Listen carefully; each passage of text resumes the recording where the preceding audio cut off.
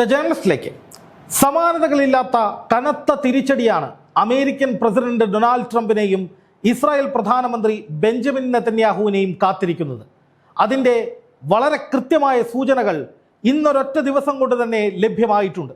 അതേക്കുറിച്ചാണ് ഞാൻ ഇന്ന് ഈ വീഡിയോയിൽ പറയുന്നത്. പ്രധാനമായും സംഭവിച്ചുകൊണ്ടിരിക്കുന്ന കാര്യങ്ങളെ മൂന്നായി നമുക്ക് പരിഗണിക്കാം. ഒന്ന്, ട്രംപിൻ്റെ സ്ഥാനം അധികം വൈകാതെ തെറിക്കാൻ പോവുകയാണ്. ഒപ്പം നെതന്യാഹു വൈകാതെ അഴിക്കുള്ളിലാകുന്നതിനുള്ള ചിത്രവും തെളിയുന്നു. അതോടൊപ്പം ഒരാഴ്ചയ്ക്കകം യുദ്ധം തീർക്കാമെന്ന വെല്ലുവിളിയുമായി ഇറങ്ങിയ ട്രംപിനെ മുട്ടുകുത്തിച്ച് വെള്ളം കുടിപ്പിക്കുക എന്ന ലക്ഷ്യവുമായി ഇറാൻ മറുതന്ത്രങ്ങൾ മെനഞ്ഞു തുടങ്ങിയിരിക്കുന്നു. മൂന്നാമതായി, ചെങ്കടലിൽ വലിയ തോതിലുള്ള ഭീഷണി ഉയരുകയാണ്. ട്രംപിന് അത് വലിയ തിരിച്ചടിയായി മാറുകയും ചെയ്യുകയാണ്. ഇതിൽ ഏറ്റവും ആദ്യം സംഭവിക്കാൻ പോകുന്നത്, അല്ലെങ്കിൽ ഏറ്റവും പ്രധാനപ്പെട്ട സംഭവം എന്ന് പറയുന്നത്, അല്ലെങ്കിൽ സംഭവിക്കാൻ പോകുന്ന കാര്യമെന്ന് പറയുന്നത്, അമേരിക്കൻ പ്രസിഡന്റ് ഡൊണാൾഡ് ട്രംപിനെതിരെ അമേരിക്കയിൽ വലിയ ജനവികാരം ശക്തിപ്പെട്ടുകൊണ്ടിരിക്കുന്നു എന്നതാണ്. അവിടെ ഒരു ഹിതപരിശോധന നടക്കുന്നു, അല്ലെങ്കിൽ ഇടക്കാല തെരഞ്ഞെടുപ്പ് നടക്കുന്നു. ആ തെരഞ്ഞെടുപ്പിൽ ജനങ്ങൾ ട്രംപിനെതിരായ വികാരം അതേപോലെ പ്രതിഫലിപ്പിക്കുന്നു. സ്വാഭാവികമായും ട്രംപിന് നിൽക്കക്കള്ളിയില്ലാതാകുന്നു. ഈ അവസരം മുതലെടുത്ത് പ്രതിപക്ഷവും ട്രംപിനെ വെറുക്കുന്ന സ്വന്തം പാർട്ടിയിലെ ആളുകളും ചേർന്ന് ട്രംപിനെ അധികാരത്തിൽ നിന്ന് വലിച്ചു താഴെയിടുന്നു.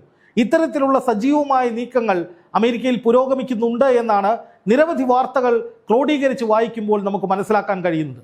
സമാനമായ പ്രതിസന്ധിയിലേക്കാണ്, ഗുരുതരാവസ്ഥയിലേക്കാണ് നെതന്യാഹുവും പോയിക്കൊണ്ടിരിക്കുന്നത്.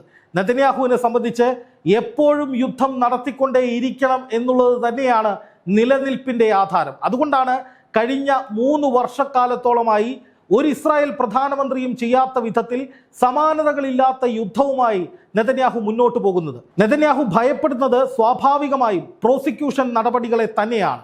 സുപ്രീം കോടതിയിൽ നെതന്യാഹുവിനെതിരായ അഴിമതി കേസ് വാദം നടന്നുകൊണ്ടിരിക്കുകയാണ്. യുദ്ധം നടന്നുകൊണ്ടിരിക്കുകയാണെങ്കിൽ നെതന്യാഹുവിനെതിരായ പ്രോസിക്യൂഷൻ നടപടികൾ ശക്തിപ്പെടുത്താൻ കഴിയില്ല. കാരണം ആ നാടിൻ്റെ ഭരണാധികാരിയാണ്. രാജ്യം ഭീതിയിൽ നിൽക്കുമ്പോൾ, അല്ലെങ്കിൽ പ്രതിരോധത്തിൽ നിൽക്കുമ്പോൾ, രാജ്യം ഒരു യുദ്ധത്തെ അഭിമുഖീകരിക്കുമ്പോൾ അതിന് നേതൃത്വം കൊടുക്കുന്ന യുദ്ധ ക്യാബിനറ്റിനെ നയിക്കുന്ന പ്രധാനമന്ത്രിയെ പ്രോസിക്യൂട്ട് ചെയ്യുന്നത് ശരിയല്ല. അപ്പോൾ സ്വാഭാവികമായിട്ടും യുദ്ധം എന്നൊരു കാരണം ചൂണ്ടിക്കാണിച്ചുകൊണ്ട് ഈ പ്രോസിക്യൂഷൻ നടപടികൾ അനന്തമായി നീട്ടിക്കൊണ്ടുപോകാൻ നെതന്യാഹുവിന് കഴിയും. പക്ഷേ ഇപ്പോൾ ആ യുദ്ധം തുടർന്നു കൊണ്ടുപോകാനുള്ള നീക്കത്തിന് ഗത്യന്തരമില്ലാതെ ട്രംപ് കത്തിവെച്ചിരിക്കുകയാണ്. ഇറാന് നേരെ ആക്രമണങ്ങൾ, അല്ലെങ്കിൽ യുദ്ധം ആരംഭിച്ചപ്പോൾ നെതന്യാഹു കരുതിയത് ഏറെക്കാലം ഇനി ഇറാനുമായി യുദ്ധം ചെയ്ത് മുന്നോട്ട് പോകാമെന്നായിരുന്നു. പക്ഷേ അവിടെ നെതന്യാഹുവിൻ്റെ കണക്കുകൂട്ടലുകൾ പിഴയ്ക്കുന്ന വിധത്തിൽ ഇറാൻ തന്ത്രപരമായ യുദ്ധനീക്കം നടത്തി. അവർ ഹോർമുസ് കടലിടുക്ക് ഉപരോധിച്ചു, ശക്തമായി തിരിച്ചടിച്ചു. 8 രാജ്യങ്ങളിലെ ഏതാണ്ട് 20ഓളം അമേരിക്കൻ സൈനിക താവളങ്ങൾക്ക് നേരെ കനത്ത ആക്രമണം നടന്നു. ഇതോടെ പ്രതിരോധത്തിലായ അമേരിക്ക തങ്ങൾക്കുണ്ടാകുന്ന നാശനഷ്ടങ്ങൾ കുറയ്ക്കാൻ, അല്ലെങ്കിൽ ഇല്ലാതാക്കാൻ ഇറാനെ കൂടുതൽ പ്രകോപിപ്പിക്കേണ്ടതില്ല എന്ന് തീരുമാനിച്ചു. ഒപ്പം ഹോർമുസ് കടലിടുക്ക് തുറക്കേണ്ടത് അനിവാര്യതയായതിനാൽ ഇസ്രായേലിനോട് ഇനി ഇറാനെ ആക്രമിക്കരുത് എന്ന് പറഞ്ഞു. അതനുസരിക്കുകയല്ലാതെ ഇസ്രായേലിന് വേറെ വഴിയുണ്ടായിരുന്നില്ല. സ്വാഭാവികമായും യുദ്ധമില്ലാത്ത അവസ്ഥയിലേക്ക് ഇസ്രായേൽ നീങ്ങിയപ്പോൾ പൊടുന്നനെ ഒരു സുപ്രഭാതത്തിൽ നെതന്യാഹു ലെബനന് നേരെ ആക്രമണം ആരംഭിച്ചു. ലെബനിലേക്ക് കടുത്ത ആക്രമണങ്ങൾ നടത്തി അവിടുത്തെ പല പ്രദേശങ്ങളും പിടിച്ചെടുക്കാനുള്ള നീക്കങ്ങൾ നടത്തിക്കൊണ്ടിരിക്കുകയായിരുന്നു. അതിനിടയിൽ ലെബനന്റെ തലസ്ഥാനമായ ബെയ്റൂട്ടിലേക്ക് ഒരു വലിയ ആക്രമണം നെതന്യാഹു പ്ലാൻ ചെയ്തു. പക്ഷേ ആ ഘട്ടത്തിൽ ഇറാൻ തന്ത്രപരമായ അടുത്ത നീക്കം നടത്തി. ലെബനനിൽ ഇസ്രായേൽ ആക്രമണം തുടർന്നാൽ തങ്ങൾ ഒരു സമാധാന ചർച്ചയ്ക്കുമില്ല എന്ന് പറയുകയും ഒപ്പം ഹോർമുസ് കടലിടുക്കിൽ നിയന്ത്രണം കടുപ്പിക്കുമെന്ന് വ്യക്തമാക്കുകയും തൊട്ടു പിന്നാലെ ഒരു അമേരിക്കൻ വാണിജ്യ കപ്പലിന് നേരെ ആക്രമണം നടത്തിയതായി പ്രസ്താവന ഇറക്കുകയും ചെയ്തു. ഇതോടെ കുടുങ്ങിപ്പോയ ട്രംപ് നേരെ ഇസ്രായേൽ പ്രധാനമന്ത്രിയെ ഫോണിൽ വിളിച്ചു. ഇരുവരും തമ്മിൽ രൂക്ഷമായ വാക്പോരുകൾ ഫോണിലൂടെ ഉണ്ടായി എന്നാണ് പുറത്തുവരുന്ന റിപ്പോർട്ട്. അതിനൊടുവിൽ ലെബനന് നേരായ ആക്രമണങ്ങൾ നിർത്തിവെക്കാൻ ഇസ്രായേലിനോട് അമേരിക്കൻ പ്രസിഡന്റ് ഡൊണാൾഡ് ട്രംപ് പറഞ്ഞു. അതും അനുസരിക്കുകയല്ലാതെ നെതന്യാഹുവിന് വേറെ വഴിയില്ല. അപ്പോൾ സ്വാഭാവികമായും യുദ്ധം ചെയ്യാൻ കഴിയാത്ത അവസ്ഥയിലേക്ക് നെതന്യാഹു പോവുകയാണ്. അങ്ങനെ യുദ്ധമില്ലാത്തൊരവസ്ഥ ഇസ്രായേലിൽ ഉണ്ടായാൽ, ആ രാജ്യം യുദ്ധത്തെ അഭിമുഖീകരിക്കാതിരുന്നാൽ സ്വാഭാവികമായി ഉടനടി അവിടെ തെരഞ്ഞെടുപ്പ് നടത്താൻ വേണ്ടിയിട്ടുള്ള മുറവിളി ഉയരും. സ്വാഭാവികമായി നെതന്യാഹുവിന് ആ ആവശ്യം അംഗീകരിക്കേണ്ടി വരും, അല്ലെങ്കിൽ ഇസ്രായേലിലെ പ്രതിപക്ഷം ആ ആവശ്യം നടപ്പാക്കുന്നതിന് വേണ്ടി ശക്തമായ സമരങ്ങളിലേക്ക് പോകും. അങ്ങനെ ആഭ്യന്തര പ്രശ്നം രൂക്ഷമാകും ഇസ്രായേലിലൊടുവിൽ. നെതന്യാഹുവിന് അത് അംഗീകരിക്കേണ്ടി വരുന്ന സാഹചര്യം ഉണ്ടാകും. തെരഞ്ഞെടുപ്പ് നടന്നാൽ നിലവിലെ സാഹചര്യത്തിൽ നെതന്യാഹുവിന് ജയിക്കാൻ കഴിയില്ല എന്നു തന്നെയാണ് അവിടെ നിന്ന് പുറത്തു വരുന്ന റിപ്പോർട്ടുകൾ.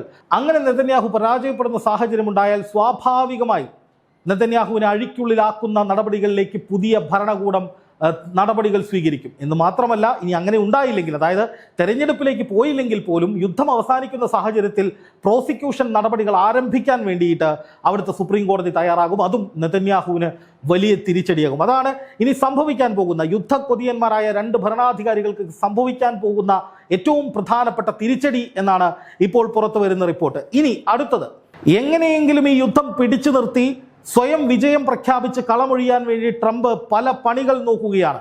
കഴിഞ്ഞ ദിവസം ട്രംപ് പറഞ്ഞത് യുദ്ധം നിർത്താൻ പോവുകയാണ്, ഞാൻ ഒപ്പിടാൻ പോവുകയാണ് സമാധാന കരാറിൽ എന്നായിരുന്നു. പക്ഷേ അപ്പോൾ ഇറാൻ പറഞ്ഞു ഒരു സമാധാനവും ഉണ്ടായിട്ടില്ല, ഒരു തരത്തിലുള്ള ചർച്ചകളും നടന്നിട്ടില്ല, ട്രംപ് ഏകപക്ഷീയമായി വിജയം പ്രഖ്യാപിച്ച് ലോകത്തെ കബളിപ്പിക്കാൻ ശ്രമിക്കുകയാണ്, ഞങ്ങൾ യുദ്ധം തുടരുമെന്ന് ഇറാൻ പറഞ്ഞതോടുകൂടി ട്രംപ് ഇളിഭ്യനായി പോയിരുന്നു.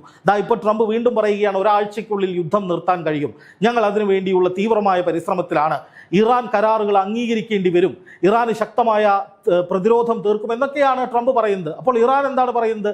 ഇറാൻ പറയുന്നതിനപ്പുറത്തേക്ക് ചെയ്തു കാണിക്കുകയാണ്. ഇറാൻ അമേരിക്കയുടെ വാണിജ്യ കപ്പൽ ആക്രമിച്ചതിന് പിന്നാലെ ഞങ്ങൾ ചർച്ചയ്ക്കില്ലെന്ന് പറഞ്ഞു. അതിനു പിന്നാലെ മറ്റൊരു ഞെട്ടിക്കുന്ന പ്രസ്താവന ഇറക്കി.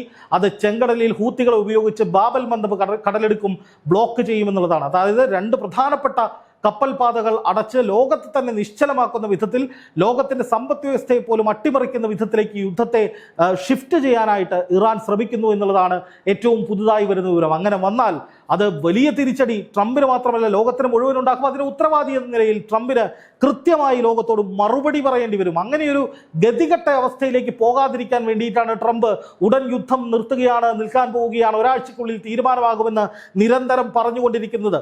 ഈ യുദ്ധം രൂക്ഷമാകുന്നു എന്ന് കാണുമ്പോൾ അന്താരാഷ്ട്ര തലത്തിൽ സ്റ്റോക്ക് മാർക്കറ്റുകൾ ഇടിയും, അതുപോലെ എണ്ണവിലയിൽ വലിയ വർധനയുണ്ടാകും. ഇതൊക്കെ ആത്യന്തികമായി ഏറ്റവും അധികം ബാധിക്കാൻ പോകുന്നത് ഡോളറിനെ ആയിരിക്കും. അതോടൊപ്പം അമേരിക്കൻ പ്രസിഡന്റ് ഡൊണാൾഡ് ട്രംപ് അതിനൊക്കെ മറുപടി പറയേണ്ട അവസ്ഥയിലേക്ക്, അതിൻ്റെയൊക്കെ കുറ്റക്കാരൻ എന്ന നിലയിലേക്ക് മാറും.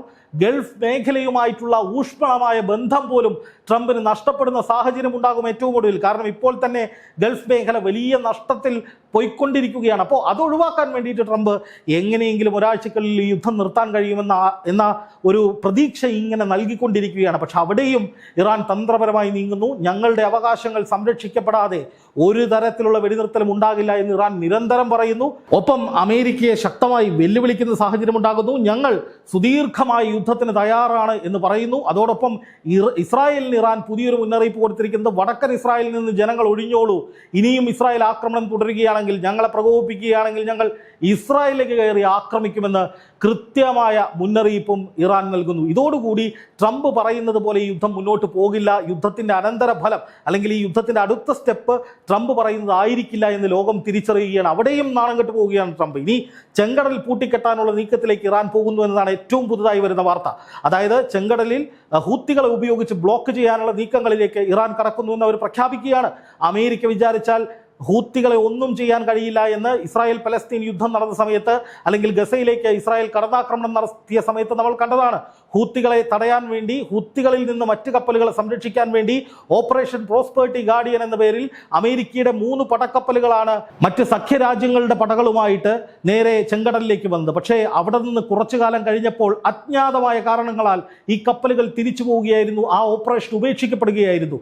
ഹൂത്തികളുടെ കേന്ദ്രങ്ങളിലേക്ക് പലതവണ ആക്രമണം നടത്തി അമേരിക്ക. പക്ഷേ അതുകൊണ്ടൊന്നും അമേരിക്കയ്ക്ക് പരിപൂർണമായി ഹൂത്തികളെ കീഴ്പ്പെടുത്താനോ പൂർണ്ണമായി തകർക്കാനോ കഴിഞ്ഞിരുന്നില്ല. അതുകൊണ്ട് തന്നെ അമേരിക്കയ്ക്ക് കൃത്യമായി അറിയാം, ട്രംപിന് വ്യക്തമായി അറിയാം, ഹൂത്തികൾ ചെങ്കടൽ ബ്ലോക്ക് ചെയ്താൽ അത് ബ്ലോക്ക് ചെയ്യപ്പെടുകയാണ്, അതിനെ തകർക്കാൻ കഴിയില്ല എന്ന്. അത് ഏറ്റവും അധികം ബാധിക്കുന്നത് യൂറോപ്യൻ യൂണിയനെ ആയിരിക്കും, ഇസ്രായേലിനെ ആയിരിക്കും, അതുപോലെ തന്നെ അമേരിക്കയും അത് വല്ലാതെ ബാധിക്കുമെന്ന് നേരത്തെ തന്നെ ട്രംപ് വെളിപ്പെടുത്തിയിട്ടുള്ള കാര്യമാണ്. അപ്പോൾ അവിടെയും കനത്ത തിരിച്ചടി ട്രംപിനെ കാത്തിരിക്കുകയാണ്. അതുകൊണ്ട് തന്നെ ഈ യുദ്ധം ഇപ്പൊ തീരും, അല്ലെങ്കിൽ ഇറാനെ ഉടനടി തകർക്കാമെന്ന് പറഞ്ഞ് ഇറങ്ങിപ്പുറപ്പെട്ട 2 യമണ്ടൻ ഭരണാധികാരികൾ നട്ടം തിരിഞ്ഞ് കുടുങ്ങിപ്പോകുന്ന കാഴ്ചയ്ക്കാണ് ഇപ്പോൾ ലോകം സാക്ഷ്യം വഹിക്കുന്നത്. അത് അനിവാര്യവുമാണ്. പക്ഷേ ഈ യുദ്ധം കൊണ്ട് ലോകത്തിനുണ്ടായ കെടുതി എങ്ങനെ പരിഹരിക്കുമെന്നതിനെ കുറിച്ചാണ് ഇപ്പോൾ ലോകം മുഴുവൻ ചർച്ച ചെയ്യുന്നത്.